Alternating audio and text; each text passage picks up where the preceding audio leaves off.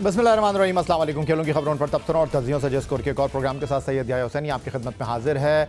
Opening batter Pakistan team Abdullah Shafique के साथ Sydney test match में इनिंग का आगाज़ कौन करेगा, एक बड़ा सवाल है, क्योंकि इत्तलात यही आ रही हैं कि पाकिस्तान और ऑस्ट्रेलिया के दरमियान बहनो कादिर ट्रॉफ़ी के इब्तदाई 2 टेस्ट मैचों की 4 इनिंग में 1 सेंचुरी स्कोर करने वाले इमामुल हक को शायद अपनी सीट खाली करनी पड़े। उधर दूसरी तरफ शान मसूद की क़यादत में पाकिस्तान टीम ऑस्ट्रेलिया में मौजूद है 3 टेस्ट मैचों की सीरीज़ के लिए। ऑप्टस क्रिकेट स्टेडियम पर्थ में खेले जाने वाले पहले टेस्ट मैच में चौथे दिन मैच के 360 रन से टीम पाकिस्तान को नाकामी का कड़वा घूंट पीना पड़ा और उसके बाद बॉक्सिंग डे पर शुरू होने वाले मेलबर्न टेस्ट मैच के चौथे दिन टीम पाकिस्तान को 79 रन से नाकामी के बाद सीरीज़ में 2-0 के खसारे का सामना है। अब पाकिस्तान और ऑस्ट्रेलिया की टीमें सिडनी में खेले जाने वाले तीसरे टेस्ट मैच की तैयारियों में मसरूफ़ हैं और टीम पाकिस्तान में इस टेस्ट मैच के हवाले से 2 तब्दीलियों की उम्मीद की जा रही है, 2 तब्दीलियों की गुफ्तगू की जा रही है और कहा यह जा रहा है कि साइम अयूब के साथ एक स्पिनर पाकिस्तान टीम में सिडनी टेस्ट में शामिल किए जाएंगे।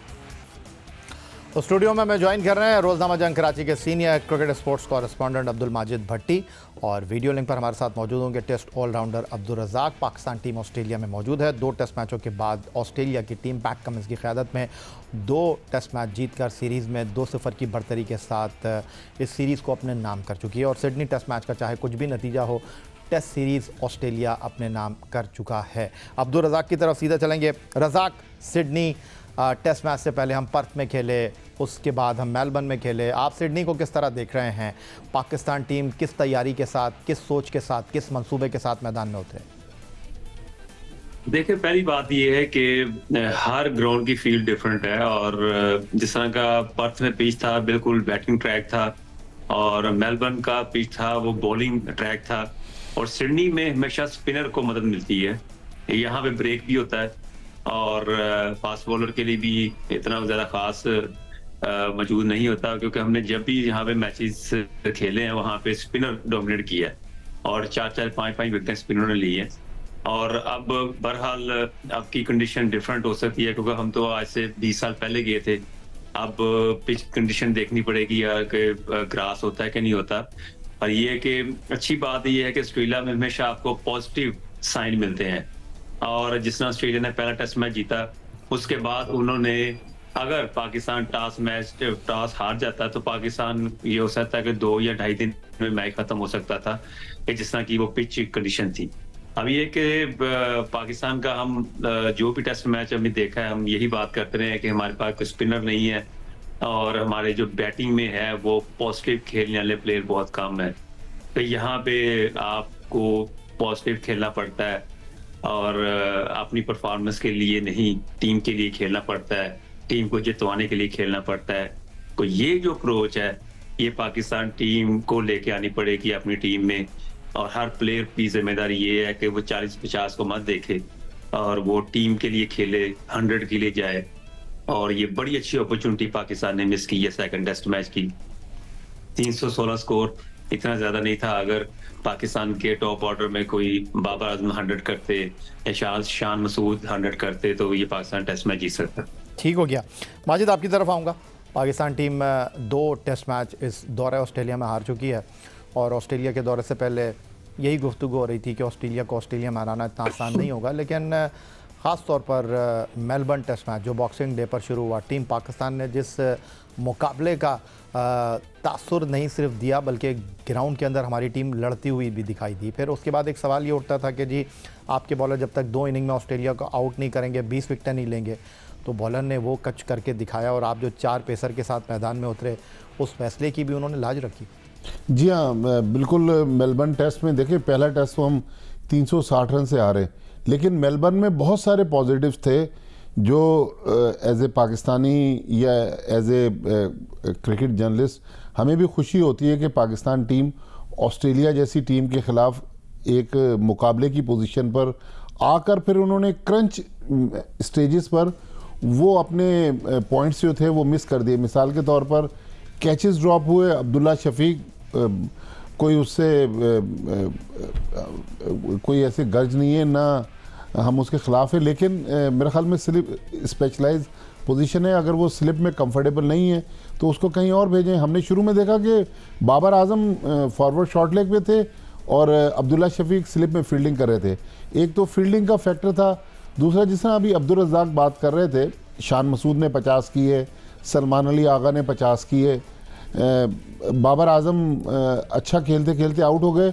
तो ये जो छोटी छोटी इनिंग्स थी, इनको बड़ी इनिंग्स में कन्वर्ट करने की ज़रूरत है। पास में हमारे जो बड़े बड़े प्लेयर्स थे, इंज़मामुल हक, यूनुस खान, जावेद मियादाद, ज़हीर अब्बास, आसिफ इकबाल, इनका अगर आप ट्रैक रिकॉर्ड देखें तो ये यही करते थे कि 50 के बाद अपनी विकेटें थ्रो नहीं करते थे। तो मेरे ख्याल में जिस तरह पाकिस्तान ने मेलबर्न टेस्ट हारा है, चलें सीरीज़ हार गए, 70 अब 360 के बाद 79 रन्स का हार का मार्जिन था, लेकिन मेरे ख्याल में अगर यही इंटेंट रही, यही टीम मैनेजमेंट की अप्रोच रही, पॉजिटिव थिंकिंग रही, तो मुझे उम्मीद है कि सिडनी टेस्ट चले हम हार भी गए तो हम और बेहतर पोजीशन पर आ सकते हैं। तो ये एक पॉजिटिव साइन है। फिर शान मसूद की जो कप्तानी है, उसने बहुत इम्प्रेस किया कि वाकई एक लीडर की हैसियत से टीम को लड़ा रहे थे, अच्छे फैसले कर रहे थे। ठीक हो गया रज़ाक, मैं सिडनी टेस्ट मैच से हटकर थोड़ी सी बात करना चाहूँगा। मैं मेलबर्न टेस्ट मैच की बात नहीं करना चाहूँगा, मैं पर्थ टेस्ट मैच की नाकामी की बात नहीं करना चाहूँगा। मैं बात करना चाहूँगा डायरेक्टर क्रिकेट मोहम्मद हफीज़ की। पहले जब हम कैमरा में मैच खेले तो वहाँ प्रेस कॉन्फ्रेंस में उन्होंने कहा कि जो इंतज़ामात हैं, मैं ज़्यादा इससे मुतमईन नहीं हूँ। हमको एक ऐसी पिच दे दी गई खेलने के लिए जो कि बहुत ही स्लो ट्रैक था। फिर उसके बाद जब हम पर्थ में हारे तो हफीज़ ने कहा कि हमें मॉडर्न डे क्रिकेट खेलनी होगी, लड़कों को ज़िम्मेदारी लेनी होगी और मैं टीम को बेहतर करना चाहूँगा। फिर मेलबर्न में जब हम हारे तो फिर वो प्रेस कॉन्फ्रेंस करने आए और इस बार उन्होंने क़वानीन के ऊपर बात की। इस बार उन्होंने जो टेक्निकलिटीज़ थी उनके ऊपर बात की। उन्होंने कहा कि ऐसा लगा कि ये हम क्रिकेट नहीं खेल रहे, कोई रिमोट का मुकाबला हो रहा है, रिमोट कंट्रोल से गेम हो रहा है। तो हफीज़ की अंडर कैप्टनसी आप ख़ुद भी खेले हैं, आपको नहीं लग रहा कि हफीज़ जो हैं वो बहुत ज़्यादा लोगों को बोलने का मौका दे रहे हैं, और आपको नहीं लग रहा कि हफीज़ चीज़ों को जिस तरह ड्राइव कर रहे हैं, जिस तरह हैंडल कर रहे हैं, वो अपने लिए मुश्किलात को अपनी तरफ आने दे रहे हैं? देखिए, सीधी बात यह है कि हर प्लेयर की अपनी सोच होती है, और मोहम्मद हफीज ने जो प्रेस कॉन्फ्रेंस की है, अगर किसी से मशवरा करते तो मैं समझता हूँ कि इसको अच्छी तरह प्रेजेंट कर सकते थे। और एकदम से क्रिटिसाइज करना और फिर हारने के बाद अपनी टीम की तारीफ करना, क्योंकि इनका काम नहीं है इन चीजों को करना, क्योंकि इन्होंने बेहतरी के लिए ये आए हैं कि हम टीम में कैसे बेहतरी लेके आएंगे। अगर आपको प्रेस कॉन्फ्रेंस में पूरी दुनिया के सामने इस तरह की बात करनी पड़े तो मैं समझता हूँ कि वो अच्छा साइन नहीं है। आप को ऐसा एक प्लेटफॉर्म देना चाहिए, जैसे जो मीडिया के रिलेटेड लोग होते हैं, अगर वो बात करते तो बड़ा अच्छा होता। तो हफीज के लिए ये था कि जी हमें मानना चाहिए, हमने ठीक है, हमने बॉलिंग अच्छी की, हमने फील्डिंग में क्लैप्सेस दिए, हमने एक्स्ट्रा रन ज्यादा दिए, इन चीजों को भी देखना पड़ेगा। पर ये कि एंड ऑफ द डे आपका रिजल्ट जो है वो मैटर करता है। और आप इंटरनेशनल प्लेटफॉर्म में, आप ऑस्ट्रेलिया में बैठे हुए हैं, आप एकदम से टेक्नोलॉजी को क्रिटिसाइज नहीं कर सकते, आप थर्ड अंपायर को क्रिटिसाइज नहीं कर सकते। और क्योंकि जितनी इम्प्रूवमेंट आईसीसी लेके आई है अंपायरों में, अंपायर फील्ड्स में, तो वो कभी भी हमने आज तक ये नहीं सुना कि कोई भी ऐसा डिसीजन क्रिटिसाइज हुआ और कोई भी ऐसी जो डिसीजन थर्ड अंपायर की तरफ से हो तो उसमें कोई बहस की जाए। ठीक है, जो कुछ हुआ वो हमें मान लेना चाहिए, पर ये कि हमने काफी जगह पे इम्प्रूवमेंट की तरफ लेके जा सकते थे, अपनी टीम को परफॉर्मेंस दे सकते थे, प्लेयरों की इंटेंट की बात हम कर सकते थे। और आपने शाहीन और मीर हमजा, अभी दो बॉलरों की परफॉर्मेंस पे आपको ये टेस्ट मैच यहाँ पे लेके आए, तो उस वक्त बैट्समैन की रिस्पॉन्सिबिलिटी थी। अगर वो ऊपर से परफॉर्म करते तो पाकिस्तान टेस्ट मैच जीत सकता था। और उसके बाद आप प्रेस कॉन्फ्रेंस में इस तरह बोल्ड तरीके से, मैं समझता हूँ इस तरह की बात नहीं करनी चाहिए थी, और इससे इमेज जो है ना वो खराब होता है। और आपको अंदाजा हो गया होगा कि ये प्रेस कॉन्फ्रेंस करने के बाद कोई भी ऐसा रिएक्शन नहीं आया, कोई भी ऐसा इन बातों की अहमियत नहीं ली गई, क्योंकि ये बिल्कुल बेबुनियाद बातें थी। हमें ये बात करनी चाहिए थी कि टेक्नोलॉजी पे जो भी डिसीजन जाते हैं वो हमें मानने पड़ते हैं। और कभी भी ऐसा नहीं हुआ कि थर्ड अंपायर से आप ये कहेंगे जी इन्होंने मिस्टेक कर दी है और ये गलत डिसीजन हो गया। तो हर प्लेयर की अपनी सोच होती है। मेरे पॉइंट ऑफ व्यू से ये था कि इस तरह की बात वो ना करते तो ज्यादा बेहतर होता। और एक बात जो उन्होंने कही कि ये पाकिस्तान टीम अच्छा खेली ऑस्ट्रेलिया से, तो ये भी बात गलत है। पाकिस्तान टीम अच्छा नहीं खेली, पाकिस्तान की बॉलिंग ने अच्छा परफॉर्म किया क्योंकि बॉलिंग पिच थी। आपको ये देखना पड़ेगा कि वहां बॉलिंग 127 साल 128 साल बॉलर भी आपको डिस्टर्ब कर रहा है, तो इसका मतलब है पिच में ग्रास भी था, बाउंस भी था, थोड़ा सा सीम भी था और स्विंग भी था, हर चीज मौजूद थी पहले दिन। तो ये देखना पड़ेगा और हर ग्राउंड में ऐसा पिच आपको नहीं मिलेगा और सिडनी में बिल्कुल डिफरेंट होगा। अगर आप टॉस जीतते हैं तो मैं समझता हूँ कि वहां पे फिर आपको पहले बॉलिंग करना चाहिए अगर आप इतने ही पॉजिटिव है। माजिद, आपके साथ मैंने कई दौरे किए हैं, कई प्रेस कॉन्फ्रेंस जो हैं उनको अटेंड करने का इत्तेफाक हुआ है और मुझे याद है कि 2008 में जब Karachi Asia cup cricket tournament का मेज़बान था तो टीम पाकिस्तान के कोच जेफ लॉसन थे और उनकी प्रेस कॉन्फ्रेंस उनकी सीट पर बैठने से पहले ही ख़त्म हो गई थी, क्योंकि उन्होंने आकर ये कहा था कि आप सवाल करेंगे, आप जो है पता नहीं उन्होंने क्या बात की थी, तो आपने उनको कहा कि भाई आप इधर सवालों के जवाब देना है, डिक्टेशन आप हमें नहीं देंगे, और वहीं प्रेस कॉन्फ्रेंस ख़त्म हो गई थी। तो हफीज़ की इस प्रेस कॉन्फ्रेंस को बतौर साफ़ी आप किस तरह देख रहे हैं? देखिए, हफीज़ हमने वर्ल्ड कप के दौरान देखा कि वो एक टीवी चैनल पर बेलाग तबसरे कर रहे थे। शायद वो उनके जहन में था उस दिन जो वो एज ए कप्तान प्रेस कॉन्फ्रेंस करने आए, तो वो भूल गए कि उस प्रेस कॉन्फ्रेंस में कप्तान की हैसियत से टेक्नोलॉजी को आप क्रिटिसाइज़ नहीं कर सकते, अंपायरों को क्रिटिसाइज़ नहीं कर सकते। हाँ, जो अब्दुल रज़ाक बात कर रहे हैं, पास्ट में भी ऐसे होता था। जब इस किस्म की सूरत हाल होती थी तो मीडिया को वो चीज़ बताई जाती थी कि ये हमारे साथ हो गया है, आप इस पर कोई स्टोरी बिल्ड करें, हमने आईसीसी से प्रोटेस्ट कर दिया, ये प्रोटेस्ट करने वाले। लेकिन हफीज़ ने जो तरीक़ेकार इख्तियार किया है, ठीक है, वो फॉर्मर कैप्टन हैं, उनके जज्बात हैं, उनकी दिल की बात है, लेकिन आईसीसी के कोड ऑफ कंडक्ट में कोई भी डायरेक्टर या हेड कोच इस तरह प्रेस कॉन्फ्रेंस में आकर मैच ऑफिशियल्स को और फैसलों को क्रिटिसाइज़ नहीं कर सकता। मुझे याद है 2004 में आईसीसी चैंपियंस ट्रॉफी इंग्लैंड में हुई, अब्दुल रज़ाक भी शायद उस टीम का हिस्सा थे। पाकिस्तान टीम के जाने से पहले, बल्कि मैं और आप भी या इंग्लैंड में थे, पाकिस्तान टीम के जाने से पहले वसीम बारी जो चीफ सेलेक्टर थे, उन्होंने आईसीसी के किसी मामले पर क्रिटिसाइज़ किया था जिस पे आईसीसी ने उन्हें शो कॉज नोटिस इशू किया था।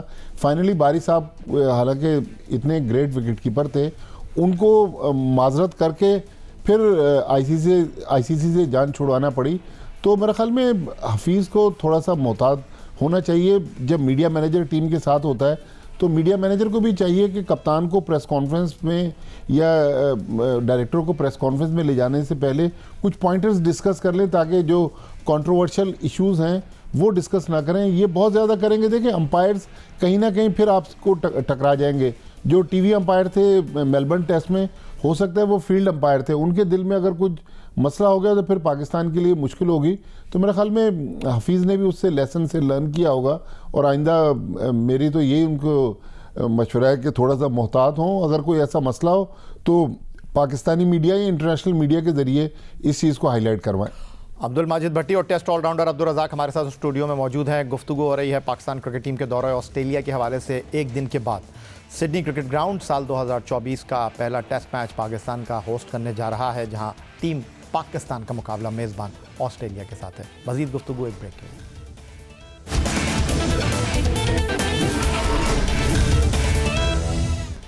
दौरे ऑस्ट्रेलिया में टीम पाकिस्तान पहला टेस्ट मैच पर्थ में 360 रन के भारी फ़र्क से हारी।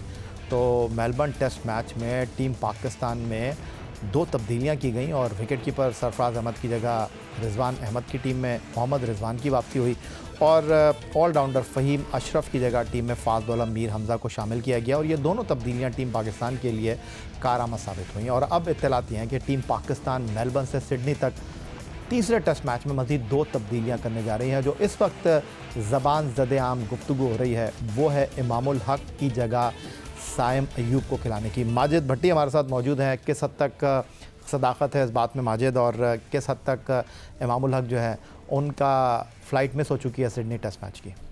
देखें या थोड़ी देर पहले भी हम और आप एक जब निजी नशिस्त में बैठे हुए थे तो आपने ही बात की थी कि भाई हम लोग तो वो चीज़ रिपोर्ट करते हैं जो टीम मैनेजमेंट सोच रही होती है मैच में होने वाली होती है। हमारा इमाम उल हक से कोई मसला नहीं है, इमाम उल हक को तीसरा टेस्ट खिला दें, लेकिन जहाँ तक मोहम्मद हफीज़ की और शान मसूद की सोच है, वो तो चाहते हैं कि हम इमाम को रेस्ट करवाएं। उसकी दो वजूहत हैं, एक तो उनकी फॉर्म अच्छी नहीं है, एक नॉर्मल जो ऑफ स्पिनर की गेंद थी नेथन लाइन की, उस पर वो जिस तरह स्लिप में कैच दे रहे हैं, दूसरा फिर वो कह रहे हैं कि स्लो बहुत खेल रहे हैं, गेंदें बहुत ज़ाया कर रहे हैं। फिर जो मसला है कि साइम अयूब भी ओपनर है, उसको जब साथ लेके चले हुए हैं तो उनकी सोच है कि नौजवान लड़का है, इसको मौका दे दें। अगर इसने यहाँ थोड़ा बहुत भी अपना स्पार्क दिखाया तो पाकिस्तान का फ्यूचर साबित हो सकता है। लेकिन मेरी भी ज़ाती राय ये है कि काफ़ी मौके मिल गए इमाम उल हक को, अब यंगस्टर को भी मौका मिलना चाहिए। देखें, हम साइम अयूब की बात कर रहे हैं, फ़खर जमान भी टेस्ट मैच खेलते हैं, वो भी ओपनर हैं। साहबजादा फरहान हमारे डोमेस्टिक के सबसे कामयाब बैट्समैन, उसके अलावा हुरैरा वो भी ओपनर हैं, अहमद शहजाद वो भी ओपनर हैं। तो बहुत सारे ओपनर्स हैं, लिहाजा मेरे ख्याल में मौका देना चाहिए साइम अयूब को। इमाम अगर अच्छे हैं वो भी डोमेस्टिक में जाएं, इस सीरीज़ के बाद परफॉर्म करें, वापस आ जाएं। रज़ाक, 2 इनिंग के बाद आपने ड्रॉप कर दिया दौरे ऑस्ट्रेलिया में सरफराज अहमद को और रिजवान को टीम में शामिल किया गया। अब इत्तलात ये हैं कि 4 इनिंग में 94 रन स्कोर करने वाले इमामुल हक, जिन्होंने इस टेस्ट सीरीज़ में सबसे ज़्यादा गेंदें खेली हैं पाकिस्तान के लिए 300 से ज़्यादा, उनको ड्रॉप करके अब अब्दुल्ला शफीक के साथी के तौर पर साइम अयूब को हम डेब्यू कराने जा रहे हैं। आप इस फैसले को किस तरह देख रहे हैं? देखिए, बात तो ये है कि पॉजिटिव साइन तो है, और ये है कि आपको, जैसे मैंने कहा कि ऑस्ट्रेलिया में जो पॉजिटिव खेलते हैं, जैसे वार्नर है, जैसे वो टेस्ट इनिंग्स स्टार्ट करते हैं, इस तरह के प्लेयर चाहिए होते हैं। परफॉर्म करना है ना करना वो अलग बात है, आपकी इंटेंट ही नहीं है रन्स करने की, आपकी इंटेंट है कि रोकने की, आप single single dot, single maiden maiden, तो इस तरह तो क्रिकेट नहीं खेली जाती। अब जो भी देख रहे हैं क्रिकेटर वहां बैठे हुए हैं, उनको आधे घंटे में पता चल जाता है, आधे घंटा भी ज्यादा कह रहा हूँ, 10 मिनट में पता चल जाता है इसकी इंटेंट क्या है। और वो तो पिछले काफी 4-5 साल से खेलते आ रहे हैं, और ऑस्ट्रेलिया में हमेशा वो कामयाब होता है जो पॉजिटिव खेलता है। और शान मसूद ने जिस तरह की बैटिंग की है, इस तरह की बैटिंग हमारे ओपनर्स को भी करनी पड़ेगी। और जब रन्स का फ्लो होना शुरू हो जाता है तो वहां पे फिर रन्स करने पड़ते हैं, आपको फिर जाना पड़ता है। तो ये इस इंटेंट के साथ पाकिस्तान टीम को खेलना चाहिए। जितने भी बैट्समैन हैं, मैं इमाम की बात नहीं कर रहा, जो भी पाकिस्तान की बैटिंग लाइनअप पे आए, तो अगर वो इस तरह खेलें, उनसे बात करें कि ये हमारा टारगेट है, हमने ये अचीव करना है, हमने 4 इन ओवर हर ओवर में करने हैं, कम से कम 3.5-4 की एवरेज से हमें स्कोर करने हैं, कोई भी खेले, तब जाके आप ऑस्ट्रेलिया को टफ टाइम दे सकते हैं। अदरवाइज अगर आप जितना वहां पे स्लो खेलेंगे, ब्लॉक खेलेंगे, उतना ही अंडर प्रेशर होंगे। रज़ाक, मैं आपसे एक सवाल करना चाहता हूं। हमने अभी हाल ही में वर्ल्ड कप खत्म हुआ, भारत में ऑस्ट्रेलिया वर्ल्ड चैंपियन बना, नरेंद्र मोदी क्रिकेट स्टेडियम अहमदाबाद में उन्होंने भारत को फाइनल में शिकस्त दी। वहाँ पर भी हमने पहले इमामुल हक के साथ ही मैदान में उतरने का फैसला किया, और जब चिन्ना स्वामी क्रिकेट स्टेडियम बेंगलुरु में हमारा न्यूजीलैंड के साथ मैच था, वहाँ पर हमने जब टीम में शामिल किया फ़खर ज़मान को, उससे पहले उन्होंने एक और अच्छी इनिंग खेली थी। तो पाकिस्तान क्रिकेट के जो फैंस हैं, पाकिस्तान क्रिकेट के जो चाहने वाले हैं, वो इस बात पर भी चिराग पाते हैं कि भाई इमामुल हक की जगह पहले ही मौका देते आप फ़खर को। अब टेस्ट क्रिकेट में भी यही होने जा रहा है। तो ये जो आप निशानदेही कर रहे हैं कि भाई आपने सिचुएशन के हिसाब से बैटिंग करनी है, तो ये चीज़ क्या इमामुल हक को नहीं समझ आ रही? क्या उनकी कैपेसिटी इतनी है, क्या उनकी अहलियत इतनी है, क्या उनका अंदाज़ ऐसा है?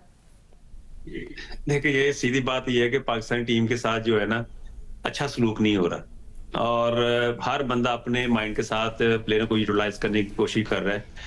जब तक आप मेरिट पे, और आप इतनी सेंस होनी चाहिए, आप एक्सपेरिमेंट कर रहे हैं, जो आपने पहले टेस्ट में टीम खिलाई, वो भी आपकी सोच समझ की वजह से आपने पता नहीं कितने दिन पहले बैठ के मीटिंगें कर करके जो प्लान किया, जिस नतीजे पहुंचे आपने वो टीम खिलाई, वो फेल हुआ। इसका मतलब है कि या तो फिर आपकी सोच में फर्क है, या तो आपको क्रिकेट ठीक नहीं करनी आ रही, या आप पाकिस्तानी क्रिकेट टीम के लिए अच्छा नहीं सोच रहे। आपकी सोच है अच्छा करने की, पर जो भी आप सोचते हैं वो उल्ट हो जाता है। तो यहाँ पे अपने आप को देखने की जरूरत है। हमें वो प्लेयर बनाने हैं जो पाकिस्तानी टीम के लिए खेले। अब क्रिकेट जो है ना, वो वहां पे आ गई हुई है कि जो इंडिविजुअली परफॉर्मेंस पे फोकस करता है उसको बाय कर दे।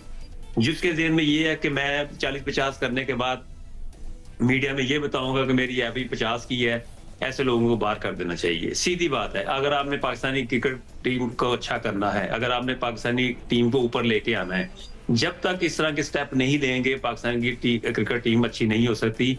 जहां पे प्रेशर पड़ता है, जहां पे क्रंच टाइम आता है, वहां पे हमारे प्लेयर परफॉर्म नहीं करते। हमें परफॉर्मेंस मिलती है जी, कितने स्कोर किया जी, 45 कर लिया, 55 कर लिया, तो रिजल्ट जीरो। तो जब तक ये रिजल्ट की तरफ फोकस नहीं करेंगे तो पाकिस्तान की टीम कैसे बेहतर हो सकती है। आपने जितने एक्सपेरिमेंट करने हैं करते रहे, जितने प्लेयरों को यूटिलाइज करना है अपने तरीके से करते रहे। ना प्लेयर को कॉन्फिडेंस आएगा, ना पाकिस्तान टीम ऊपर जाएगी। इस तरह ही करते रहेंगे। ये आज ये मैनेजमेंट है, 2 महीने 3 महीने के बाद कोई और मैनेजमेंट आ जाएगी, अब वो फिर अपने तरीके से लेके चलना शुरू कर देगी पाकिस्तान टीम को। तो पाकिस्तान टीम के साथ कर क्या रहे हैं समझ नहीं आ रही। आप स्टेबिलिटी लेके आए, प्लेयरों को कॉन्फिडेंस दें, प्लेयरों को ये पता होना चाहिए कि हमने पाकिस्तान के लिए खेलना है, मैचेस जितवाने के लिए खेलना है।